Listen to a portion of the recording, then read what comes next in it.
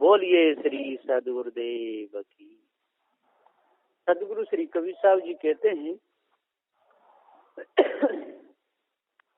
कि कहने में लोग कसर नहीं छोड़ते, गाने में भी कसर नहीं छोड़ते, और मारने काटने सताने दुखाने में भी कसर नहीं छोड़ते, और यदि सेवा करने में लग जाएं तो दिनों रात एक कर देते हैं, सेवा करने में भी कसर नहीं छोड़ते, खूब करते। लेकिन विवेक और विचार के साथ नहीं करते, बस इतना अंतर है। यदि विवेक और विचार लगा दें तो सारे काम अच्छे प्रकार से बनते हुए चले जाएं, लेकिन ऐसा नहीं करते, धोखे में अपने पूरे जीवन को और लगा देते। यहाँ तक क्या कि मल मूत्र की पूजा करने लगते हैं देवता समझ के हैं?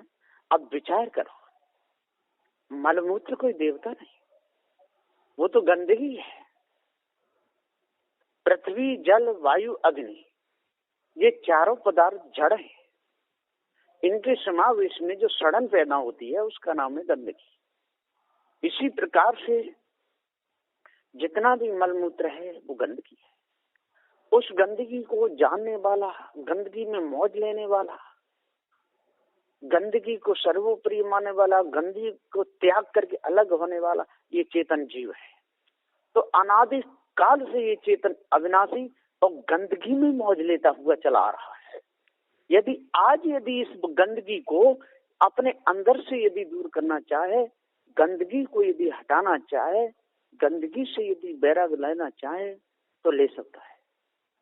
गंदगी में ही पूरे समय को बर्बाद करता है, और जब तक गंदगी को दूर नहीं करेगा, जब तक गंदगी का गुलाम बनेगा, तब तक इसको कुछ भी नहीं मिलेगा।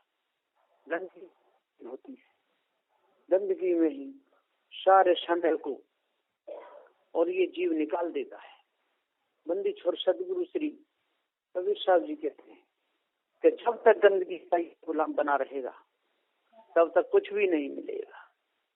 तो गंदगी का जो गुलाम है वो गंदगी का ही रहेगा। तो सदगुरुदेव जी पुकार के समझाते हुए कहते हैं कि जिन्होंने गंदगी की तरफ लक्ष्य दिया, जिन्होंने विषय वासना भरम भूल कल्पना की तरफ लक्ष्य दिया, वो सब के सब अपने चरित्र से गिरते हुए चले गए, और उनके प्रमाण मिलते हैं। ब्रह्मा विष्णु महेश का भी प्रमाण मिलता है, और भी ऋषि मुनि हुए, विश्वामित्र का मिलता है, वशिष्ठ का मिलता है, इन सब के मिलते। नारद जैसे ज्ञानी हर समय नारायण नारायण करते रहते थे, 2 मिनट भी नहीं ठहरते थे एक जगह पर। हर समय उनके मुख से भजमन नारायण नारायण नारायण ये बकते रहते थे। लेकिन उनका भी लक्ष्य बिगड़ा, विश्वामित्र का बिगड़ा। बहुत से चमन ऋषि 60,000 वर्ष तपस्या करे बताते, उनकी तारीख खुली तो राजा संजय की बेटी थी सुकन्या, उसके साथ में शादी की है। श्रृंगी ऋषिवन भीतर मारे श्री ब्रह्मा का फोरी हो, नाथ मच्छंद्र चले पीटते सिंगलहु में बोरी हो। नाथ मच्छंद्र जैसे डूब गए, श्रृंगी ऋषि जैसे डूब गए, चमन ऋषि जैसे डूब गए, विश्वामित्र जैसे डूब गए, एक भी जो उपराम नहीं हो पाए। जैसे गृहस्थ और लोग तैसे वो रहे, जंगलों में निकल गए, फिर भी उनकी वासना नहीं मिटी, नारियों को तक नहीं तज पाए, और दूर दूर तक जाते थे, उत्तराखंड में तक जाते थे 12-12 वर्ष तक तपस्या करने, और फिर आकर के फिर मोह ममता आसक्ति में सन जाते थे। अत्रि मुनि जैसे महाज्ञानी वो भी नहीं उबर पाए, अनसुईया जैसी महाज्ञानी वो भी नहीं उबर पाई। ये सब के सब धोखे में ही रहे। वशिष्ठ जैसे महाज्ञानी उनको ब्रह्म ज्ञानियों में श्रेष्ठ बताते, अब उनका भी ब्रह्म ज्ञान सारा धरा का धरा रह गया। ये सब के सब धोखे में लग गए, धोखे से बचे नहीं। और दूसरों को भी फंसाते रहे। राम को जब वैराग हुआ, जब तीर्थ यात्रा करके लौट के आए और अपनी माता से उससे बोले, कौशल्या से, कि अब मैं शादी नहीं करूंगा, आजीवन मैं ब्रह्मचर्य व्रत करूंगा। राम कहते हैं कौशल्या माता से, माता एकदम घबरा गई, दशरथ जी को बुलाई। दशरथ जी ने और भी संत बुलाए, वशिष्ठ मुनि से कहा। वशिष्ठ मुनि बोले मैं इसको समझा दूंगा, बात मान लेगा। और राम को पास में बुला करके ऊपर सिर पे हाथ फिरा करके और धीरे धीरे ज्ञान दिया कि हे राम, तू तो सच्चिदानंद भगवान है, तुझे कोई दोष नहीं लगता, तू शादी करे तब भी दोष नहीं लगेगा, न करे तब भी नहीं लगेगा, तू तो पार ब्रह्म परमेश्वर है, तेरी सत्ता से सारा संसार चल रहा है। ऐसा जो उपदेश दिया था वशिष्ठ जी ने राम को, और राम की बुद्धि फिर गई। सूर्य मंत्र एक दीना, सूर्य मंत्र के समान ब्रह्म का ज्ञान और उन्होंने दिया राम को, और राम की बुद्धि फिर गई। ठीक है, इतने विश्वामित्र जी आ गए। विश्वामित्र जी ने राम लक्ष्मण को दोनों को मांग लिया, और दोनों को लेकर के विश्वामित्र जी गए, निशाचरों का नाश किया, खून खराबा किया। इधर महाराज जनक की बेटी सीता का स्वयंवर था, विश्वामित्र पे भी पत्र आया, और विश्वामित्र के साथ दोनों राम और लक्ष्मण गए। काव्य ए जी जनक राज महाराज रचो सुमर बेटी को, पिछले पूरण कोल भयो विश्वामित्र जी को। संग राम लखन दोनों भाई, मुनिवर लेके चले दए, मुख दशरथ ने करी हाय।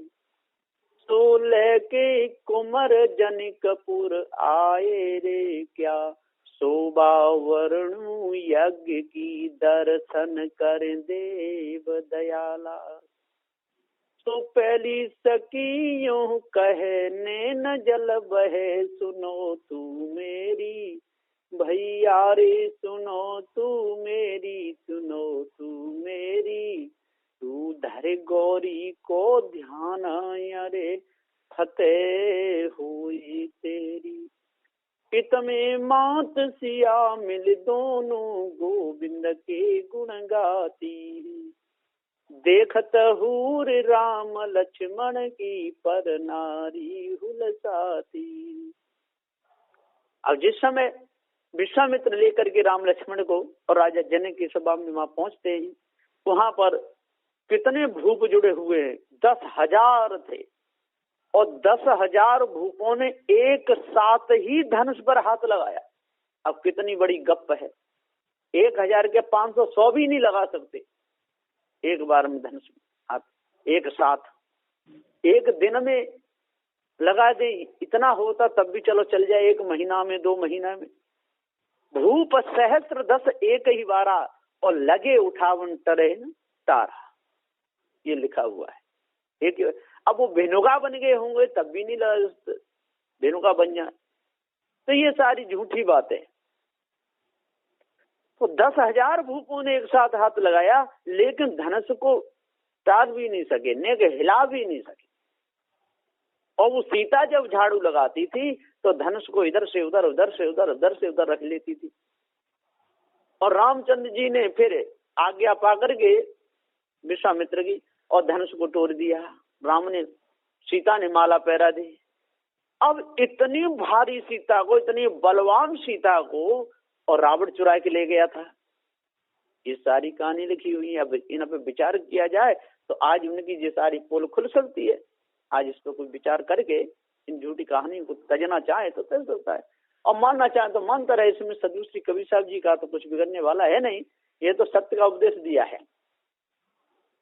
तो सदगुरुदेव जी कहते हैं कि जब तक इन झूठी बातों में फंसे रहोगे, जब तक इस कल्पना में लगे रहोगे, तब तक सच्ची शांति तो मिल ही नहीं सकती।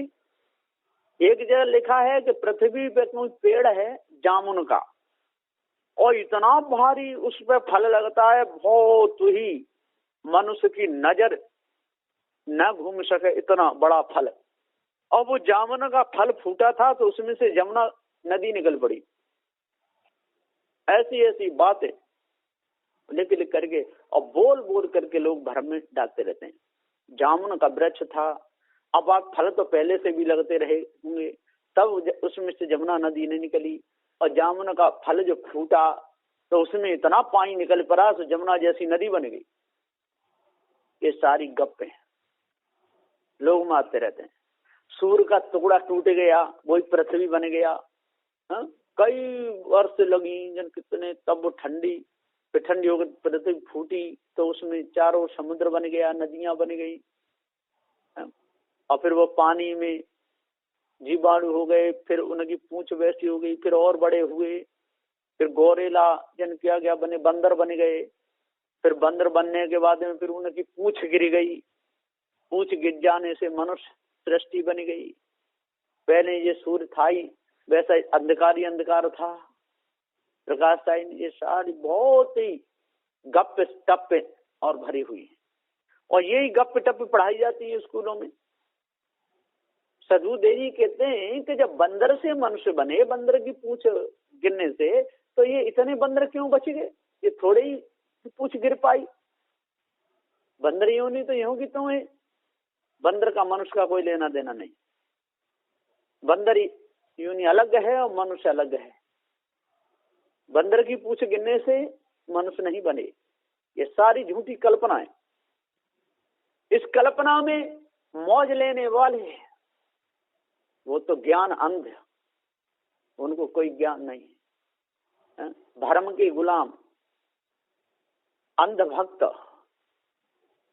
तो ये सारे के सारे अपने आप को भूले रहे। अपने आप को जानना कब होगा?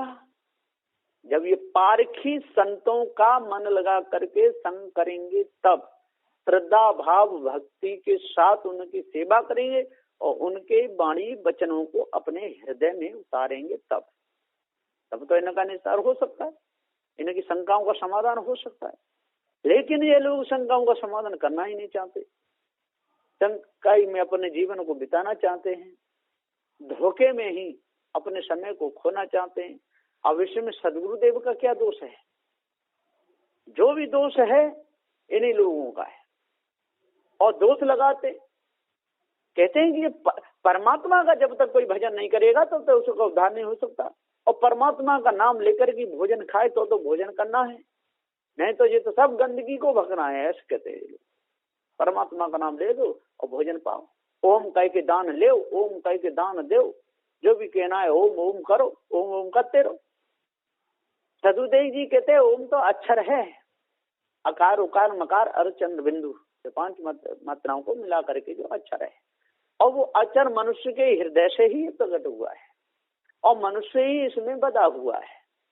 अक्षर जड़ है, अक्षरी चेतन जीव अजर अमर अखंड, इसको जानने वाला है। तो जो सारे अक्षरों को जो जानता है, जो सारी कल्पना को जो जानता है, सब तंत्र मंत्र जादू को जानता है, सारे यंत्र को बनाना बिगाड़ना जानता है, सारे चित्रों को बनाना बिगाड़ना जानता है, और जितने भी तीर्थ यात्रा में जाकर के मठ मंदिर जो बनाए हैं, जो पहले के बने थे वो भी मनुष्य ने बनाए, आज नए बनाए जा रहे हैं वो भी मनुष्य बना रहा है। उनमें जितनी मूर्तियां खंडर हो जाती हैं उनको बनवाता है, रिपेयर करवाता है, ये मनुष्य कराता है, और मनुष्य जाकर के पूजता है, मनुष्य पूजवाता है। वहां पर जो चढ़ौती चढ़ती है उसको मनुष्य चढ़ाता है, मनुष्य उठाता है ना, और कोई उठाने चढ़ाने वाला नहीं। मनुष्य की सारी महिमा है, लेकिन ये मनुष्य अपने आप को भूल गया है, इसलिए दद्दर का भिखारी बना हुआ है, इसलिए अपने पद को भूल करके, अपनी अमरता को भूल करके जड़ का गुलाम बना हुआ है। तंत्र मंत्र जादू टोना में फंस करके, 4 वेद 6 7 18 पुराणों की कल्पना में फंस करके अपने समय को बर्बाद कर रहा है। और जब तक इस समय को बर्बाद करता रहेगा, तंत्र मंत्र जादू टोना हवन होम में फंसा रहेगा, और चेतन भक्ति जब तक नहीं जानेगा तब तक पशु बुद्धि बनी रहेगी।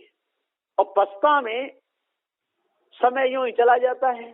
पशु तो पशु है, जैसे कोलू में चलते चलते बैल का जीवन जाता है, लदते लदते गधा का जीवन जाता है, लदे लदे ऊंट का जीवन जाता है, हाथी का जाता है, सब चला जाता है यूं ही।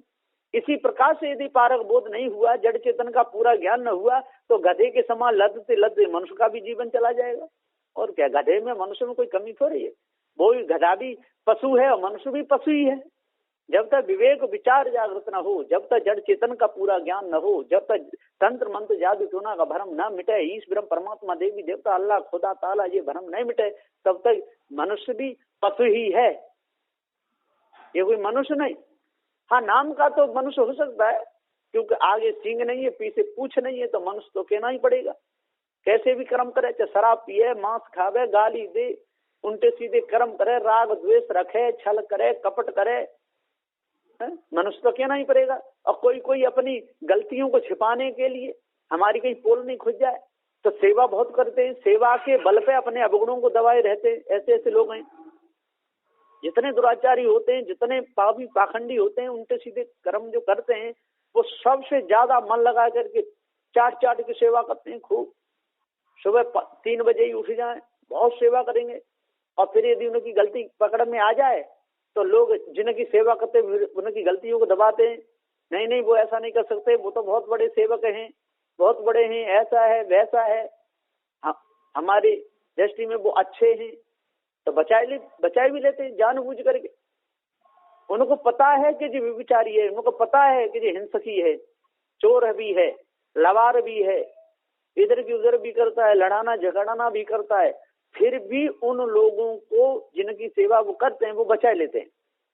क्यों बचाते हैं? कि उनको तो सेवा करवानी है, कि गधा बने चाहे भैंसा, गली गली गुरुआ फिरे और चेला मंत्र लो और बैल बनाओ चाहे भैंसा, हमें रुपया दो, उनको तो पैसा से लेना देना है। ऐसे बहुत से लोग हैं, उनके सामने पे 2-4 नारियल, 5-6 मीटर कपड़ा, है ना, 1000-2000 रुपया और चढ़ा करके और दंडवत प्रणाम पैर छुई के कर लो, समझ लो उसके सारे अवगुणों को, सारी जितनी कमी सबको दाब देंगे। तो सदुदेव जी पुकार के समझाते हुए, लोभी गुरु लालची चेला और हो नरक में ठेलम ठेला। लोभी गुरु हो और लालची चेला हो तो नरक में ठेलम ठेला। सदगुरुदेव कभी किसी के अवगुणों को दबाते नहीं, हाँ बता देते, हाँ दबाने लाग यदि गलती भूल से हो रहा है तो उसको समझाते हैं, और समझाने से नहीं माने तो गुरु का और शिष्य का नाता होता है तिनका तोड़। गुरुदेव जी बताते हैं कि गुरु शिष्य का नाता तिनका तोड़ होता है। कितनी भी सेवा करे, चाहे रोज पैर चाटता रहे, कुछ भी करता रहे, यदि गलत तो गलत है, यदि बुरे कर्म करेगा तो वो बख्शा नहीं जाएगा किसी प्रकार से। चोरी करेगा, हिंसा करेगा, व्यभिचार करेगा और सेवा में लगा रहे और पकड़ जाए, तो जो सच्चे जो गुरु होते हैं, जो सच्चे जो पारखी होते हैं, इनको जड़ चेतन का पूरा जो ज्ञान है, सुई की नोक पर भी कसर नहीं छोड़ते, वो कभी बख्शते नहीं, वो कभी मुलाजा नहीं करते, है? वो तो दूर तुरंत करते हैं। जो मन चाहे खाने को, सदु शीतल साहब जी कहते हैं कि जो मन चाहे खाने को तो छोड़ फकीरी बाने को, गिरस्त बन मेहनत कर खा क्यों तो डोले दो आने को, प्रारब्ध का भोग तुझे खुद आएगा भुगताने को, तो माया मोह क्या परी क्या करना तुझे खजाने से, है? ये प्रारब्ध का भोग है। हाँ, जब तक सेवा देगी सेवा करो, तन से मन से वचन से, सारे दोषों से बचते हुए, तन के दोषों से बचते हुए, चोरी से बचते हुए सेवा करनी चाहिए, हिंसा से बचते हुए सेवा करनी चाहिए, व्यभिचार से बचते हुए सेवा करना चाहिए, काम से बचते हुए सेवा करना चाहिए, क्रोध से बचते हुए, लोभ मोह से बचते हुए सेवा करनी चाहिए, इससे गाली निंदा झूठ से बचते हुए, ईर्ष्या क्रोध मान छल से बचते हुए सेवा करनी चाहिए। इतने यदि जिन सारे अवगुणों से बच करके जो सेवा करता है वो सेवा है। और जो अवगुणों में भी फंसा रहे, रत रहे, उनके सीधे काम भी करता रहे, है ना, पैसा भी कमा के देता रहे और उसमें से आधे से ज्यादा चोरी करके खर्च भी करता रहे, तो वो चोर ही माना जाएगा। चोर तो चोर है।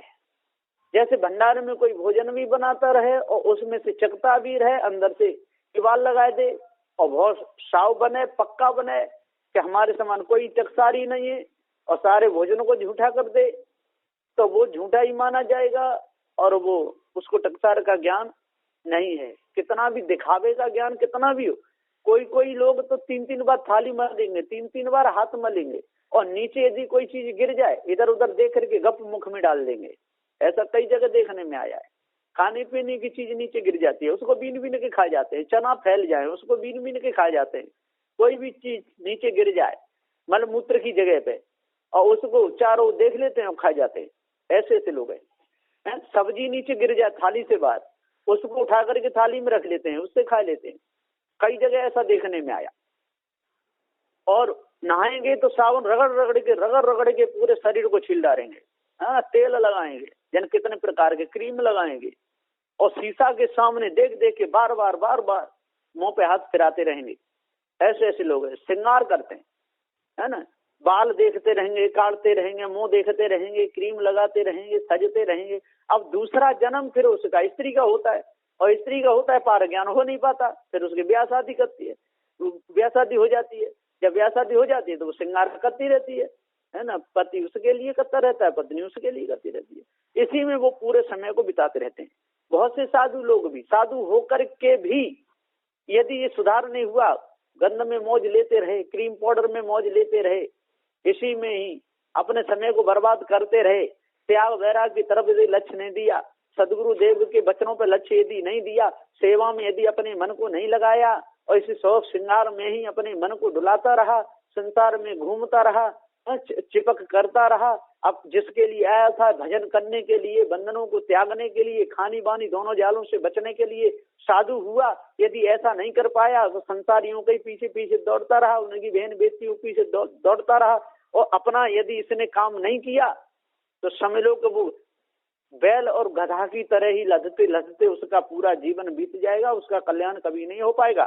तो सदगुरु देव जी पुकार के समझाते हुए कहते हैं, और बंदी छोर सदगुरु श्री मान साहब जी भी कहते हैं कि जो संसार का गुलाम बनेगा और संसार के पीछे पीछे डोलेगा तो संसार उसका गुरु हो जाएगा और वो संसार का दास हो जाएगा। जब लंग योगी जगत गुरु, जब तक रहे निराश, और जब आशा यमे जगी जग गुरु योगी दास। योगी जभी तक है जोगी, उसका त्याग वैराग सुरक्षित जभी तक है, जब तक वो संसार का गुलाम नहीं बनता तब तक संसार से उपराम रहता है। संसार को जरूरत पड़े साधु की, पर साधु को संसार की कोई जरूरत नहीं पड़े, और संसार की तरफ झुकाव बिल्कुल ना हो। काव्य है कि संसारियों से न किसी की पेश पड़ी है और न पड़ेगी। किसकी पड़ेगी? जो संसार से बैराग ले लेगा तभी संसार से जीत सकता है, और बिना बैराग के, बिना त्याग के न कोई संसार से जीता है और न कभी जीत सकता है।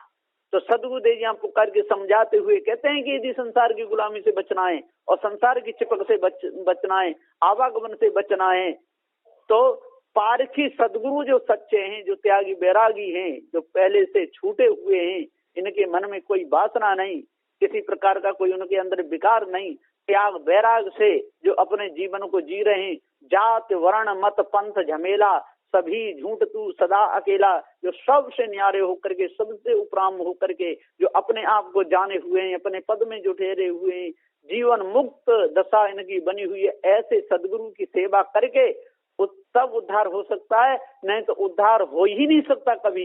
इसलिए अपने आप को जानो, भ्रम को मिटाओ, अष्ट महासद्गुणों को अपने हृदय में धारण करो, चोरी हिंसा विचार को दूर हटाओ, और तंत्र मंत्र जादू टोना हवन होम से दूर रहो, और संसार की चिपक से दूर रहो। संसार की माता बहन जितनी भी हैं उनको कभी कुदृष्टि से मन देखो, अच्छे विचार अपने मन में रखो, उनके पीछे पीछे दौड़ना, उनके घेरा में बैठना ये साधु को शोभा नहीं देता है। साधु को भोजन का पक्का, आसन का पक्का, वचन का सच्चा रहना चाहिए, त्याग बैराग से अपना जीवन रहना चाहिए, तब पूर्ण शांति मिलेगी। तो उसमें भक्त भी ठीक रहेंगे, साधु की भी इज्जत बची रहेगी। यदि भक्त संतों में आके घुसे, संत भक्तों में जाकर के घुसे, कोई मर्यादा ना रहे, ना बैठने की मर्यादा, ना उठने की मर्यादा। ऐसे ऐसे लोग हैं, कहीं कहीं तो साधु खाट पे बैठे हों और भक्त लोग जाएंगे, बंदगी भी कर लेंगे और सिर की तरफ बैठ जाएंगे, कई जगह देखा गया है। लेकिन साधुओं को भी उनको मर्यादा बताना चाहिए और भक्तों को भी मर्यादा में रहना चाहिए। कहाँ पर हमारे बैठने की जगह है, कहाँ पर संतों की बैठने की जगह है, तब बात बनती है। कहीं विवाह पद्धति भी लिखने लगते हैं, कबीर विवाह पद्धति बहुत से लोग लिख दिए। ये सारी झूठी बेकार की बातों में माया भी गुरबा लोगों के चक्कर में फंसे हुए हैं। वो तो गुरबा है ही, और जो ऐसे कर्म करे, विवाह शादी पढ़े, विवाह शादी में जावे, विवाह पद्धति पढ़े, तो वो भी तो गुरबा हुआ। फिर गुरबा में उसमें कोई अंतर नहीं है। इसलिए अपना सुधार करना चाहिए, मानन जी को तजना चाहिए, भरम को तजना चाहिए, विषय वासना से अलग रहना चाहिए, और त्याग बैराग में ही अपना पूरा जीवन जाए, ऐसा संतों का विचार होना चाहिए। तब पूर्ण शांति मिलेगी, नहीं तो मिथ्या धोखे में जीवन चला जाएगा। बस इन्हीं वचनों के साथ में मैं अपनी वाणी को विराम देता हूँ।